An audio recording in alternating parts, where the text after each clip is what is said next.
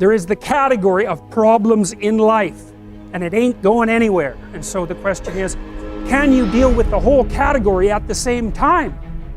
That's the thing. That's how to be in the world, is to deal with that category all at the same time. And so how did human beings, what did they come up with as a solution? And that's so cool too, because the solution they come up with not only was the heroism that allows you to approach what you're terrified by and what you find offensive and to learn from it, but also the idea of sacrifice, and that was played out by cultures everywhere, including human sacrifice. And you think, what the hell was up with those crazy bastards so long ago? They were sacrificing to gods all the time. What kind of clueless behavior was that? Burn something and please God. Burn something valuable and please God.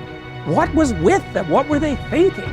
Well, they weren't stupid, those people. If they were stupid, we wouldn't be here. They were not stupid, and believe me, we lived under a lot harsher conditions than we do. So those were some tough people, man. You know, back then you'd last about 15 minutes. And so you don't want to be thinking of your ancestors as stupid. Like, there's no real evidence that we're much different cognitively than we were 150,000 years ago. So anyways, sacrifice. What does that mean, sacrifice? Well, it's a discovery, man. It's the discovery of the future. It's like the future is actually the place where there is threat. It's always going to be there. So what do? You make sacrifices in the present so that the future is better. Right. Everyone does that. That's what you're doing right now. That's what you're doing here. That's what your parents are doing when they pay money to send you to university. They think you can bargain with reality. It's amazing. You can bargain with reality. You can forestall gratification now. And it'll pay off at a place and time that doesn't even exist yet. It's like, who would have believed that? It's like, that's a miracle that occurs. And it's not like people just figured that out overnight. You know, we were chimps, for Christ's sake. Like, how are we going to come up with an idea like that? Well, it's like, well, we thought about it for 7 million years. And, you know, we got to the point where we could kind of act it out. But we didn't know what we were doing. But it emerged like a dream. So the terror of the future is a dream. And the solution to the dream of the future is another dream. And it comes out in mythology and in fantasy and in drama, where you act out the sacrifice. And then it's a step on the way to full understanding. So we can say sacrifice now instead of doing it, you know, although we still do it. It's just not concretized like it used to be. We do it abstractly. And we all have faith that it will work, you know, and we also set up our society so that it'll work. And one thing about, you know, I'm not a fan of moral relativism for a variety of reasons. There's a sacrificial element in maturation, right? You have to sacrifice the pluripotentiality of childhood for the actuality of a frame. And the question is, well, why would you do that? Well, one reason is it happens to you whether you do it or not. You can either choose your damn limitation, or you can let it take you unaware when you're 30, or even worse, when you're 40. And then that is not a happy day, because people can put off maturity without suffering an immediate penalty. But all that happens is the penalty accrues, and then when it finally hits, it just wallops you, because when you're 25, you can be an idiot. It's no problem. Even when you're out in the job search, it's like, well, you don't have any experience and you're kind of clueless. Okay, well, now you're the same person at 30. It's like people aren't so thrilled about you at that point. It's like, what the hell have you been doing for the last 10 years? Well, I'm just as clueless as I was when I was 22. Yeah, but you're not 22. You're an old infant, right? And that's an ugly thing, an old infant. So part of the reason you choose your damn sacrifice, because the sacrifice is inevitable, but at least you get to choose it. And then there's something that's even more complex than that in some sense, is that the problem with being a child is that all you are is potential, and it's really low resolution. You could be anything, but you're not anything. So then you go and you adopt an apprenticeship, roughly speaking, and then at least you become something. And when you're something, that makes the world open up to you again.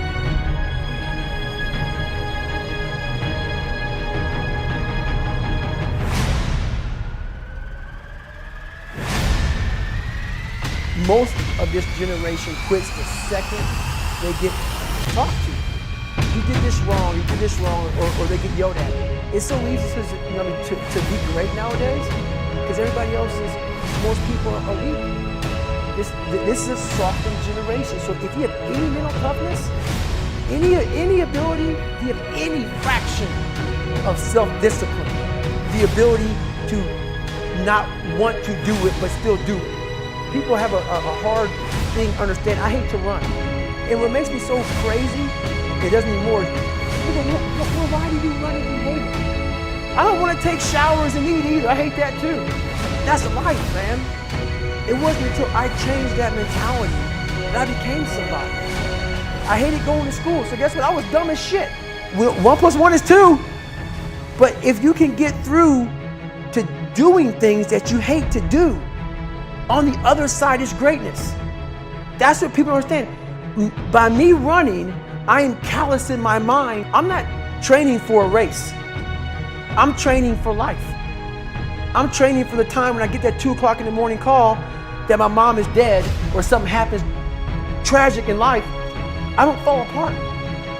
I'm training my mind and my body and my spirit so it's all one, so I can handle what life is going to throw at me. Because the life I've lived, it throws a whole bunch at you. And if you're not physically and mentally prepared for that, you're just going to crumble and you're good for nobody.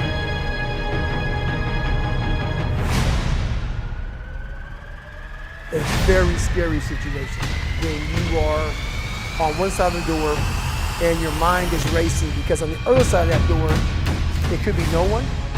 It could be 4 guys with 4 AK-47s. That door you're about to open could be a booby trap. So once you open it, boom, your legs are gone. So there's 1,000 things you think about when you're the first guy, second guy, third guy, getting ready to go in a room and flood it. And that's why I talk about the warrior mentality. And that's why so many people are lost when I start talking. You have the right. You're lucky that you don't have to think like warriors. You're very privileged. I chose this world to be a warrior. And I would choose it again if I came back to this world. But the mentality of a warrior is very different than the normal mentality. You must be that person on that door, get ready to open it, thinking to yourself, if I die, so be it. The only way you can go in that door is knowing there's a great chance you're gonna die. Like being a SEAL, you train with live ammo. You jump out of an airplane, everything you do, you could die. So to be a warrior, why people don't understand me, I'm glad you don't understand me. Merry Christmas, good on you. Because being a warrior takes a whole different mindset. A whole different mindset to know that there's a great chance I was in for 21 years. I'm lucky. I'm very lucky that I'm alive, able to talk to you, able to still run. But when you sign up on that dotted line to be like a SEAL, your mentality changes. I may not live.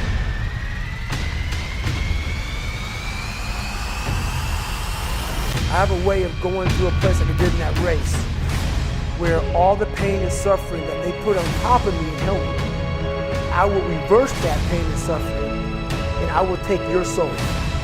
So every instructor that put me through buzz, my job, what drove me, was I wanted you to go home that night after you beat the living shit out of me, and I smiled in your face. I wanted you to feel worse than I did when you were going home to a nice warm bed with your wife or your kids and a nice meal, and I was still out there in the grit, suffering for another 100 hours. I want you to think about it, knowing that I'm comfortable being very unfucking comfortable. And I want you to think about when you went through fucking hell, how uncomfortable you were, how bad you wanted to quit, knowing I'm not thinking that way. So the dark side is something that I've designed. It's an evil place I can go that very few things